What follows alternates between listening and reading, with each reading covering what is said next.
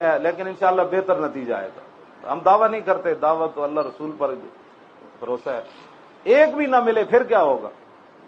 اللہ ہمیں اپنی رضا پر راضی رکھے کہ اگر فیصلہ اس کا یہی ہے کہ ہم نے پیچھے مار اور ابھی کھانی ہے تو ہم اس پر بھی راضی ہیں، اس پر بھی راضی ہیں. ابھی ہمیں جیلوں میں گھسیٹا گیا، آپ نے یہ نہیں بیان کیا کبھی. مجھے ہتکڑیاں لگائی رکھی جیل کے اندر جا کر، پیچھے اس ویل چیئر کے ساتھ باندھے رکھا مجھے.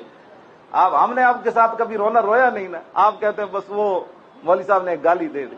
اب یہ نہیں دیکھا کہ مولانا کو جیل میں، مجھے ایسی گندی جیل میں رکھا گیا جہاں انسان رہ ہی نہیں سکتا تھا. اتنے اتنے موٹے موٹے لال بیگ تھے وہاں. جو کمبل انہوں نے مجھے دیے 4 جنوری کو کتنی سردی ہوتی ہے تو وہ بدبودار تھے، وہ اس میں سو بھی نہیں سکتا تھا.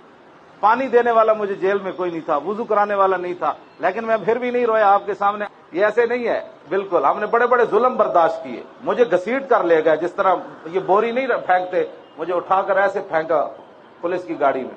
حالانکہ میں تو کمر کی تکلیف ہے، مجھے دوسری منزل سے 2 پولیس والوں نے، ایک نے ادھر سے بازو سے پکڑا. میں نے کہا یار میں چل نہیں سکتا. انہوں نے کہا جھوٹ بولتا ہے تو چل نہیں سکتا، چلو اس کو گھسیٹ کر لے جائے. پھر بھی میں نہیں رویا. آپ ہمارے اوپر ہونے والے مظالم کا بھی کبھی ذکر کر دیا کریں کہ مولانا اتنے معذور ہونے کے باوجود ان کے ساتھ یہ ظلم کیوں ہوا؟ پورے میرے گھر لوٹا گیا اور پوری قرآن و حدیث انہوں نے 2 لائبریریاں میری توڑ کر نیچے پھینکی. کہتے تھے اس کے پیچھے خود کچھ جیکٹیں اس نے رکھی ہوئی ہیں.